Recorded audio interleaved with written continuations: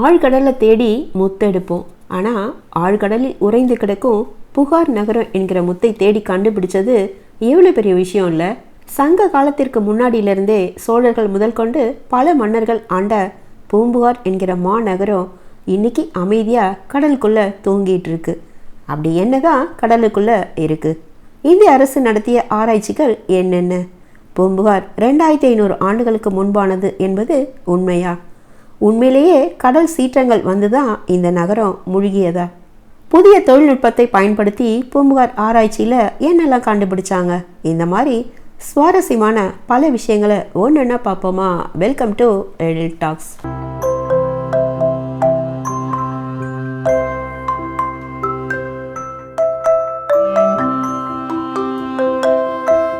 கிழக்கு கடற்கரையில் அமைந்திருக்கும் காவேரி பூம்பட்டினம் என்கிற பூம்புகார் சோழர் காலத்தில் ஒரு பெரிய துறைமுக நகரமாக இருந்திருக்கு.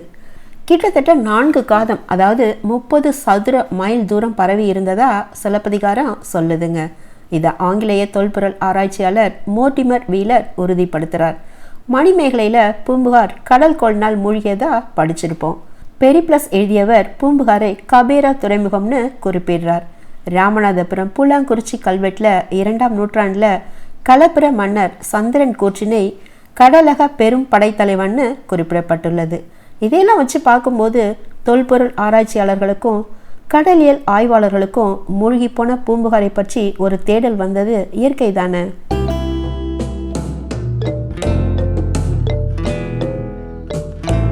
தமிழ்நாடு தொல்பொருள் துறையும் தேசிய கடலியல் நிறுவனமும் சேர்ந்து நீரில் மூழ்கி கிடக்கும் பூம்புகார் நகரை கண்டறிய 1990 ஒரு திட்டம் வகுக்கப்பட்டது.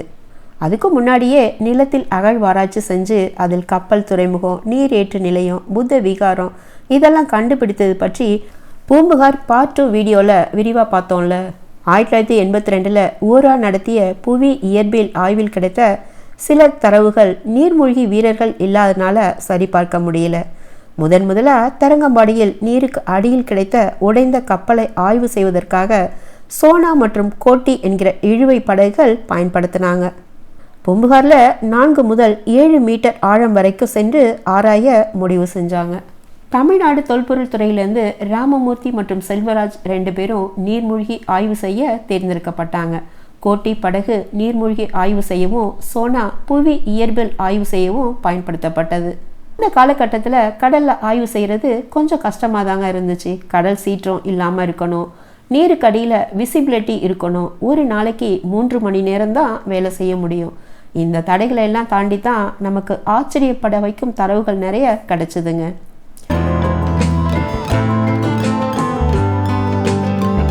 ஃபஸ்ட்டு உடைந்த கப்பலோட பாகங்கள் கிடச்சிது.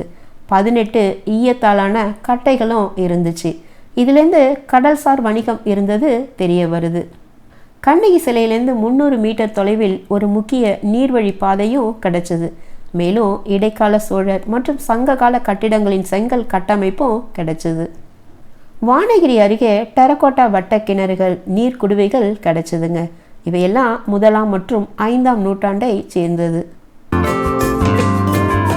அடுத்த கட்ட ஆய்வுன்னு பார்த்தீங்கன்னா 1992 ஆரம்பிச்சது.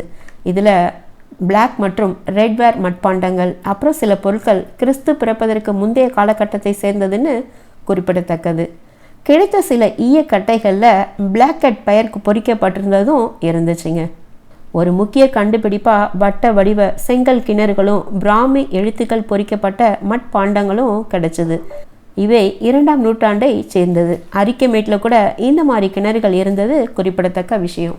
இந்த கள ஆய்விலிருந்து இங்கே சங்ககால கட்டிட அமைப்பு இருந்ததும் தெரிய வருது. இன்னும் கொஞ்சம் இன்ட்ரெஸ்டிங்காக இருக்கும் பாருங்களேன். 1995 புதிய தொழில்நுட்பத்தோட ஆய்வு தொடர்ந்து நடத்தினாங்க. GPS, scuba diving, sonar equipments எல்லாம் வச்சுக்கிட்டு கடலோரம் 7 கிலோமீட்டர் தூரம், கடலுக்குள் 5 கிலோமீட்டர் தூரம் ஆய்வு செஞ்சாங்க. புதிய படகுகளும் சேர்க்கப்பட்டன. கடலில் இருக்கும் பொருட்களை புகைப்படம் மற்றும் வீடியோ எடுக்கவும் ஏற்பாடு செஞ்சாங்க. இங்கே கண்டெடுக்கப்பட்ட சில கட்டிட அமைப்புகள் கோவிலாகவோ அல்லது புத்த விகாரமாகவோ இருக்கக்கூடும்னு சொல்கிறாங்க. 1995 வரைக்கும் நடைபெற்ற இந்த ஆய்வுகளில் 4 முதல் 11 மீட்டர் ஆழம் வரைக்கும் சென்று தரவுகளை சேகரித்தாங்க. கிட்டத்தட்ட 5 கிலோமீட்டர் வரைக்கும் பூம்புகார் நகரின் எச்சங்கள் இருந்திருக்கலாம்னு சொல்லப்படுதுங்க. கடல் அரிப்பினாலும் வாட்டர் கரண்ட்னாலும் நிறைய பொருட்கள் சேதமடைஞ்சிருக்கு. ஆனால் மட்பாண்டங்கள், பிளாக் அண்ட் ரெட் வேர் வச்சு காலத்தை நிர்ணயம் செய்யலாம். உதாரணமாக கருப்பு மற்றும் சிகப்பு மட்பாண்டங்கள் மெக்காலித்திக் மற்றும் இரும்பு காலத்தை சேர்ந்தது. இதிலிருந்து கட்டிடங்கள் 3 முதல் 4ஆம் நூற்றாண்டை சேர்ந்ததுன்னும் வட்ட கிணறுகள் முதல் மற்றும் 3ஆம் நூற்றாண்டை சேர்ந்ததுன்னும் தெரிய வருதுங்க. கடலில் நீர் அளவு உயர்ந்ததுனாலையும் டெக்டானிக் பிளேட் நகர்ந்ததுனாலையும் ஏற்படும் சுனாமி போன்ற கடல் சீற்றத்தினால பூம்புகார் மூழ்கிவிட்டதா தெரிய வருது. இதுவரைக்கும் நிலத்திலும் நீரிலும் அகழ்வாராய்ச்சி செஞ்சு ஆதாரபூர்வமாக பூம்புகார் கிட்டத்தட்ட 2500 வருடங்கள் பழமையானதுன்னு நிரூபிச்சிருக்காங்க தொல்பொருள் துறையினர். ஆனால் மற்றொரு பக்கம் செயற்கைக்கோள், புவி இயற்பியல், ரிமோட் சென்சிங், இமேஜ் ப்ராசஸிங் போன்ற தொழில்நுட்பங்களை பயன்படுத்தி பூம்புகாரை ஆராய்ச்சி செய்ய ஆரம்பித்தாங்க. அதுலேயும் முக்கியமாக திருச்சிராப்பள்ளி பாரதிதாசன் பல்கலைக்கழக பேராசிரியர் S.M. ராமசாமி தலைமையில் ஒரு குழு ஆய்வு செஞ்சு ஒரு அறிக்கையை வெளியிட்டது. அந்த ஆய்வறிக்கை உலகையே புரட்டி போட்டதுன்னு கூட சொல்லலாங்க. பூம்புகார் இது வரைக்கும் 2500 ஆண்டுகள் பழமையானதுன்னு அறிந்து கொண்ட நமக்கு அது கிட்டத்தட்ட 15000 ஆண்டுகள் பழமையானதுன்னு சொன்னால் நம்ப முடியுதா?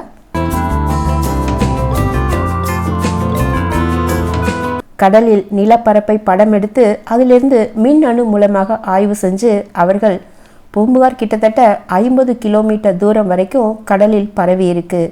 மேலும் 50 மீட்டர் ஆழத்தில் பூம்புகார் நகரம் புதையுண்டு இருக்கலாம்னு சொல்லியிருக்காங்க. சுனாமி போன்ற கடல் சீற்றங்கள் 4லேருந்து 6 தடவை நடந்திருக்கலாம். அதனால தற்போதுள்ள மயிலாடுதுறை வரைக்கும் கடல் உள்வாங்கி தற்போது பூம்புகாராக மாறி இருக்குன்னு சொல்கிறாங்க. கடலில் 70க்கும் மேற்பட்ட கப்பல்கள் நிற்கக்கூடிய துறைமுகம், கலங்கரை விளக்கம், பல குடியிருப்புகளும் இருந்திருக்கு. காவிரி நீர்ப்பாதையும் அதன் கிளை நதிகளும் தெரிகிறதுன்னு சொல்கிறாங்க. ஆனால் அறிவியல் பூர்வமாக சமர்ப்பிக்கப்பட்ட இந்த ஆய்வு உண்மைன்னு நிரூபிக்க நமக்கு சான்றுகள் வேணும்ல. அதனால் 50 மீட்டர் ஆழம் வரை நேரில் சென்று பூம்புகார் நகரத்தின் எச்சங்கள் இருக்குது என்று நிரூபித்து விட்டால் நாம் பூம்புகார் 15000 ஆண்டுகள் பழமையானதுன்னு பெருமையாக சொல்லிக்க முடியும்ல. இதுக்கிடையில் மத்திய அறிவியல் மற்றும் தொழில்நுட்பத்துறை பூம்புகாரை டிஜிட்டலாக ரீக்ரியேட் பண்ண முடிவெடுத்திருக்கு. தற்போது கடல் ஆராய்ச்சி நிறுவனம் மத்சியா என்று மனிதர்களை ஏற்றி செல்லும் நீர்மூழ்கி கப்பல் கண்டுபிடிச்சிருக்கிறதுனால மேலும் பூம்புகாரை ஆராய்ச்சி செஞ்சு நமது தமிழர் நாகரிகத்தின் பெருமையை வெளிக்கொணர முடியும். அதற்கான முயற்சிகளை மத்திய மாநில அரசுகள் எடுக்கும்னு நம்புவோம். பூம்புகார் கிறிஸ்து பிறப்பதற்கு 300 ஆண்டுகளுக்கு முந்தையதுன்னு சங்க இலக்கியங்கள் மூலமாகவும் நிலத்தடி அப்புறம் கடல் அகழ்வாராய்ச்சி மூலமாகவும் நமக்கு தெரிய வருது.